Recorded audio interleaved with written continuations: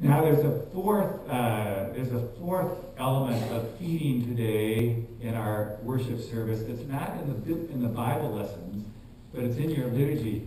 Turn in your worship bulletins to page 10. Page 10, down at the bottom of page 10, the post-communion prayer. We've been praying this prayer during the Sundays since Pentecost Sunday.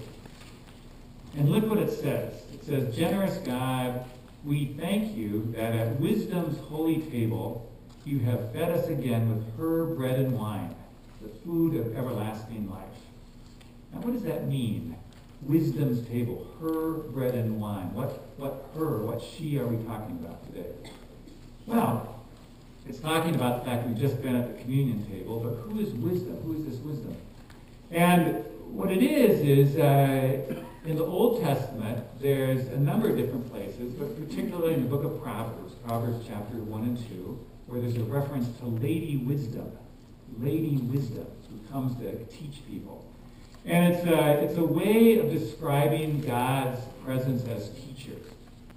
Without a doubt, particularly in the Old Testament and in the New Testament, God, the Creator, is most often pictured in male terms, in masculine terms, God the Father, and so forth.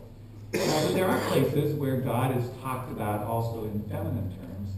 And one of the most obvious ones is Lady Wisdom, that when God comes among us to teach us wisdom, to teach us the deep truths of how to live in full joy as God's people, God is pictured, particularly in the book of Proverbs, as a gracious mother who welcomes her children to the table, not only to feed them, but to teach them how to get along with each other and how to get along in the world.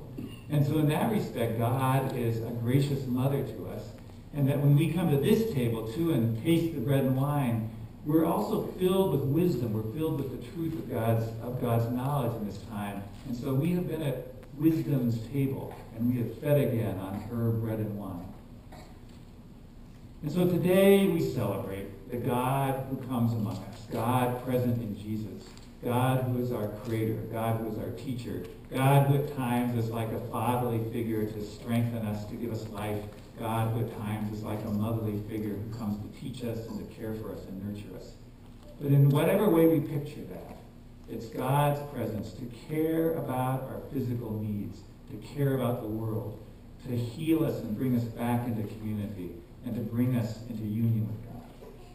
That's what Jesus provided that day with the 5,000. And Jesus comes again today to feed us in the same way.